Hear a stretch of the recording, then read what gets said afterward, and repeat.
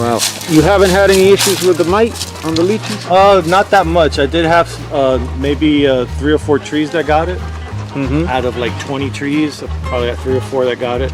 So I just snipped off all the affected leaves, especially the young tender leaf, which is the type that they like. They like it nice and soft, like lettuce. Right. So those are the ones that were affected. So I cut all of those off with this tool. Actually, this is a telescopes up. Right. And then throw it away in the trash. Move it out of this area. Throw it away, or you can also burn it. Right. And then spray it with sulfur, maybe 3 or 4 tablespoons per gallon of water, and spray the lychee tree with sulfur. Really good, because that repels them. It doesn't kill them. It repels. Okay. Yeah, it kills. So you don't have to take everything off. You can leave the more mature leaves on and spray those. Yeah, they don't like the mature leaves. Okay.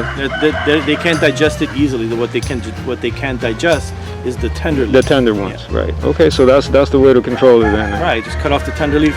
When you see it, if you catch it early, you remove all the tender leaves, and then throw it in the trash, and then spray it with sulfur, and that should repel them away. Awesome. So it's not really, it's a big deal because it's a chore. Yeah. We don't need another chore.